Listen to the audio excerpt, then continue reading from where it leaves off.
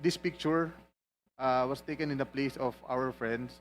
So there are meron pong kasunod na picture yan na makikita nyo po na puro pera lang ang laman. No, maybe you can identify the people in the picture first so that we can have more context. Who are the personalities involved, and are these personalities named by anyone in the course of the inquiry already?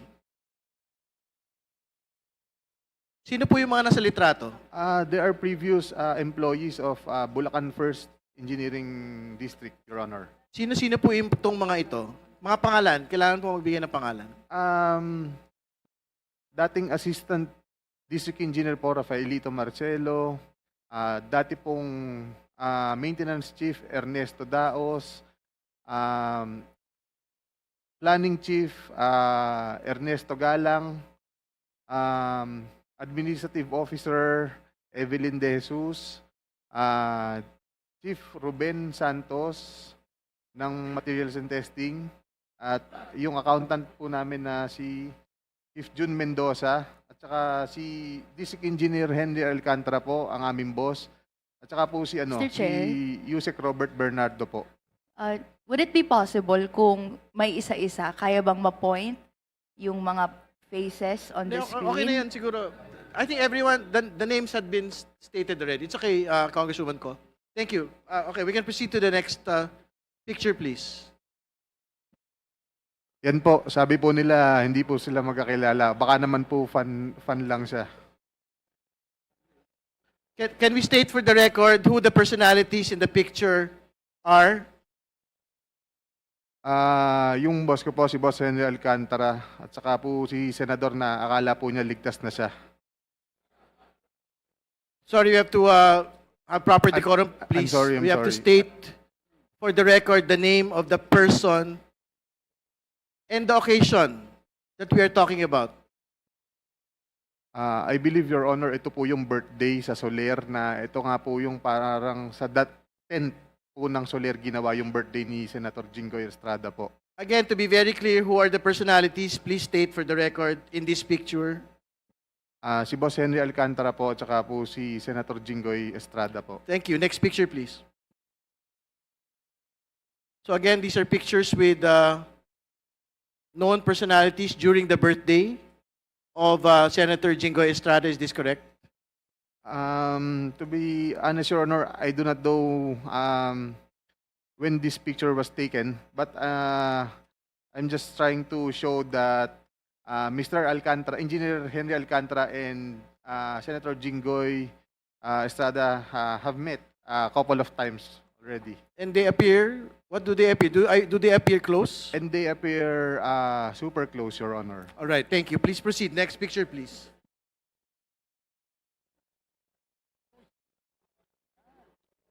So what is the context of this picture for the benefit of people that are looking? Can you describe who had taken this picture and kindly explain the context, please? Kung maalala ko po, ako po ang nagpicture nito. Kasi dyan lang po ako nakakita ng ganyan karaming pera. First time ko po yan. Kaya pinicturean ko, natuwa po ako. And po, that's for inaayos po ni boss yan. Mr. For- Chair, sino yung taong yun na naka-blue? Can you state for the record, sino po yung napicturean na nakatayo sa harap po ng mga pera? Yung half body po, si Boss Henry Alcantara ko po yan.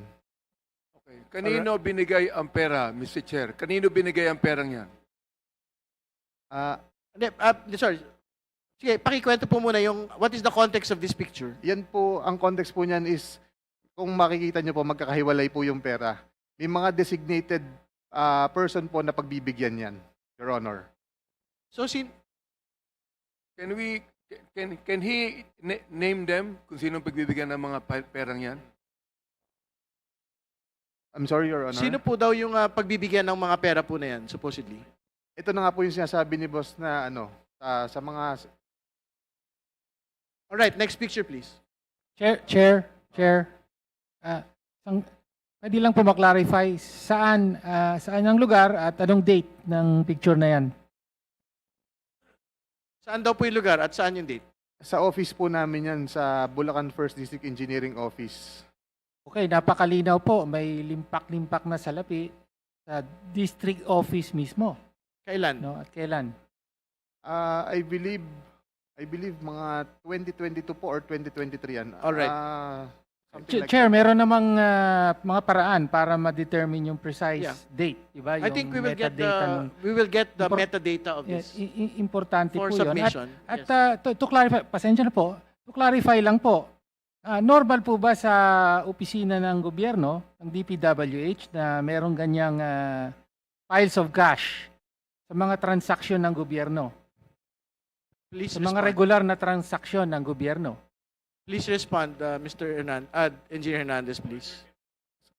Sa All right. Just answer, please. Sa Then office- we will proceed. sa office po namin, normal po yan. Okay, next picture, please. Mr. Chair, just to clarify, Mr. Chair, Okay, Congressman Pakita nga Sotay. isang picture po. kay Engineer Bryce yung on the lower right portion ng picture. Can we go back to the Pakibalik picture? daw po. Yan, may papel, yung bond paper.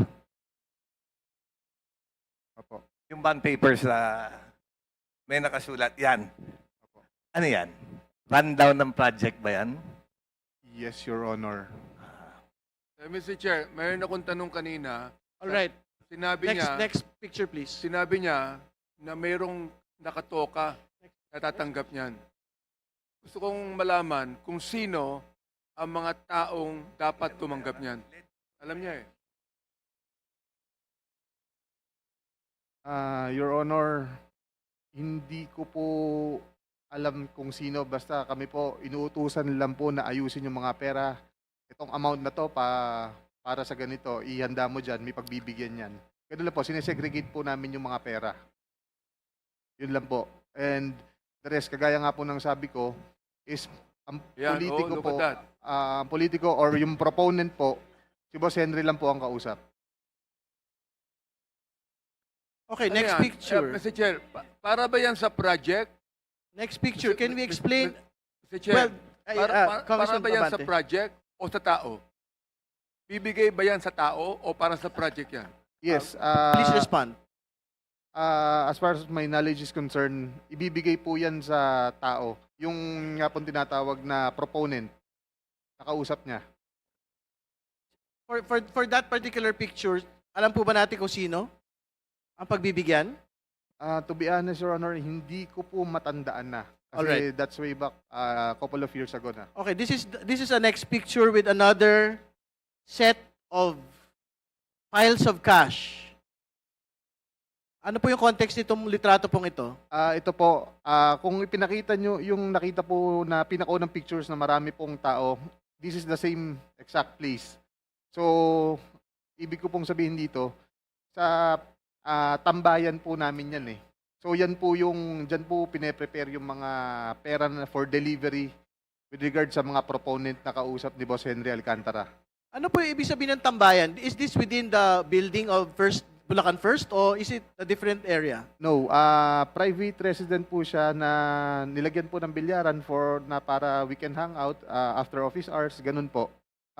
Within the vicinity of the of our office. Sino po yung rinenta ba yan o binili o merong may-ari niyan? Yes po, meron pong alam ko po kaibigan po ni Boss Henry Alcantara ang may-ari niyan. Alright. Pero hindi po, first, to be clear, hindi po ito sa building ng Bulacan First. Yes po, hindi po 'yan sa building ng DPWH. At hindi naman din ho si D. Alcantara ang may-ari, ibang tao. Hindi po, Chair. hindi po si Boss Henry. Alright. Mr. Chair, gusto Congressman kong Benny, please. tanungin si Engineer Alcantara tungkol sa mga bagay na yan, kung ina-accept niya o dinideny niya. Sapagkat kanina, marami na siyang sinabing kasinungalingan eh. Engineer Sige, Alcantara, patapusin mo na daw yung mga litrato, tapusin mo Congressman na. Benny. Meron pa ba? Meron pa? Please, kumpletuhin daw muna natin yung mga litrato. Next slide. Alright. There is a text. Your Honor, I think this is a Viber message. Yes, that's disappearing message, Your Honor. Can you read, Engineer Bryce, the name of the person that is there, that is stated in the Viber message, and the content of the message, please? Your Honor, if may I recommend Engineer JP Mendoza to read the actual message because he's the one who took the photos personally from our boss Henry Alcantara. All right. Sige po, pakibasa na lang po. This is the final slide. Good afternoon, Your Honor. Before I proceed, kagaya rin po sana ng request ni Engineer Bryce kanina, dahil medyo maselan po itong conversation na to, baka pwedeng mag-request din po sana ako ng security kung sakali. Yes po. The committee commits to the safety and security of the witnesses and resource persons who are here, who are committed to the truth, no? So the same will be granted to Engineer Mendoza. You may proceed. Thank you, sir. Sir, yung picture po na yan ay nung October 2023 na kung saan nagre-request po si Senator Joel ng yung mga binasa po ni Engineer Bryce ng flood control kanina na nakasaad doon sa context. 4 lang po yung napapicturan sa akin ng boss ko. Kumbaga, parang sa summary po na yan na sinasabi ni Senator Joel na mababa lang yung kanyang pondo, subalit siya ang majority floor, isa siya ang majority floor leader siya nung that time and member siya ng Commission on Appointment. Okay. Thank you for providing the context, but you have to state for the record who this person is. Is this Senator, nakalagay na po kasi Sen Joel eh. So, is this the senator that we know? Joel Villanueva? Yes, sir. All right. Can you read for the record also the content, the specific content of the message? Again, naguguluhan ako bigla kay Sec. Parang nakalimutan ba niya? Number 1, prob sa flood control and all the efforts we put in. Number 2, for his CAA, his budget this coming year, etc. He committed sa akin. Pinakamababang commitment ng DPWH Secretary.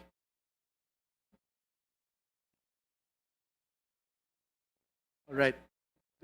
Do we have another slide for us? Oh, ito mas malinaw po. Mr. Chair, clarification lang. Kanino sinend yung message and sino yung SEC?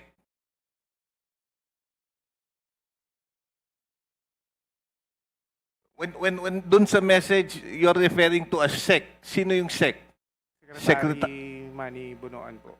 Okay? Kanino sinend yung message na yan? Kay Boss Henry po. Okay, Bakit thank kami you. kopya?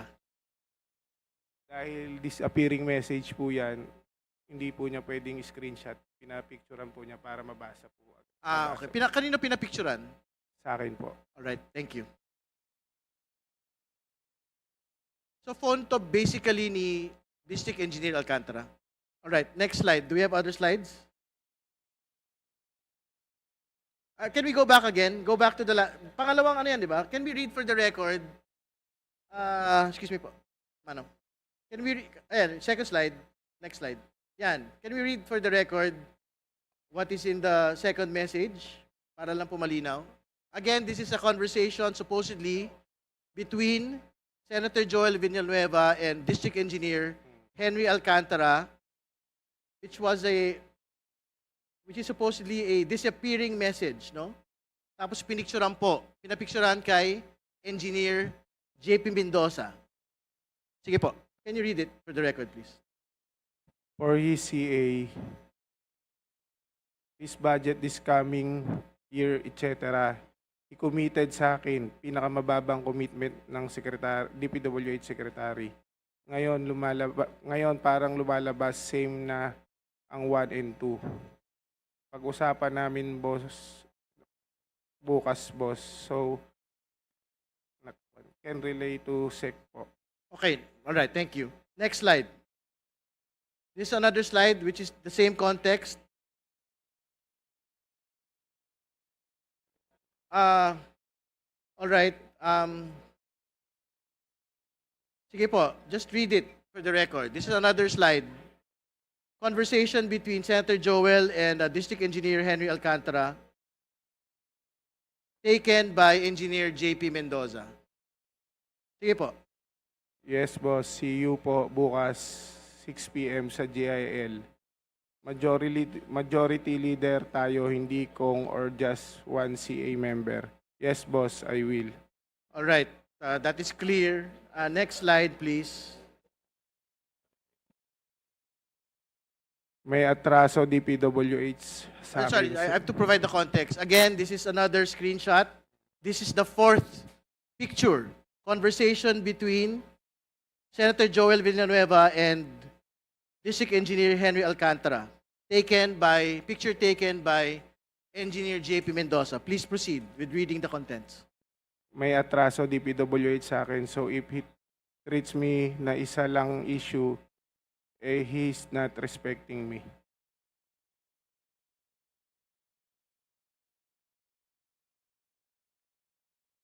All right.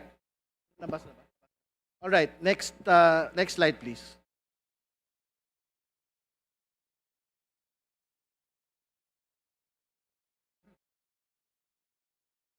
Who is this person? Who? That's from my phone, Your Honor.